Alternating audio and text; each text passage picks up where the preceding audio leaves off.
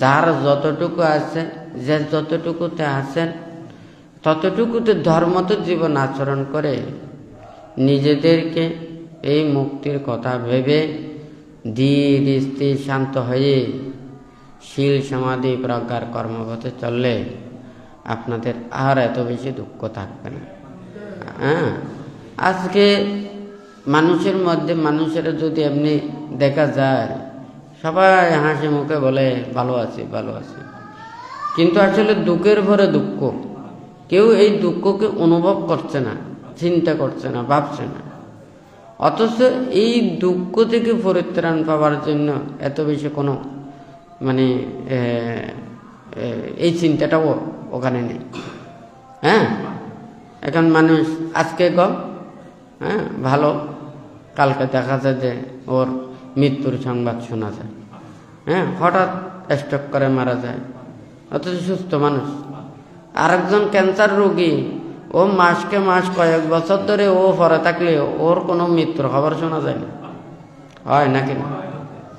এখানে সব সাইটে হচ্ছে যে আমাদের মানসিক অস্থিরতা, টেনশন, দুশ্চিন্তা, নানান প্রকারের এই যে মানুষের যা কিছু হচ্ছে, এমন এখানে কোনো কথা নেই যে এত লক্ষ টাকা থাকলে সে সুখী, এত কোটি টাকা থাকলে এক খুশি। এই টাকা পয়সা দন দৌলত দিয়ে সুখ মাপা যায় না, হয় নাকি না? কারণ সুখ মাপার এগুলো কোনো যন্ত্র নয়, এগুলো আমাদের জীবন জীবিকার একটা পাথেয়, এটা জীবন জীবিকার একটা মাধ্যম, একটা শান্তিতে বা সুখে চলার জন্য এটা আমাদেরকে সহায়তা করে। কিন্তু এটা সুখ শান্তির জন্য কোনো মাপকাঠি নয় এই পার্থিব জগতের এগুলো।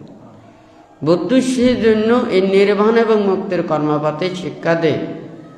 উনি বলেছে যে তুমি যদি নির্বাণ এবং মুক্তির কর্মপথটা চাও, তাহলে এই লৌকিক সমস্ত কিছু অহংকার পরিত্যাগ করে আমাদের পারমার্থিক জগতের মধ্যে আসতে হবে।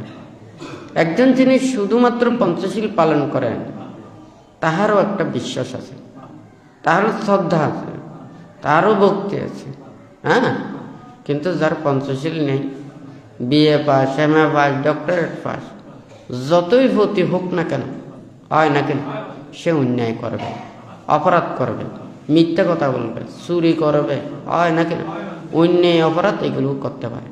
তাহলে লোভ, দেশ, মোহ, হিংসা, বিদ্বেষ এগুলো থাকতে পারে, হয় নাকি না? তাহলে ওখানে দেখা যায়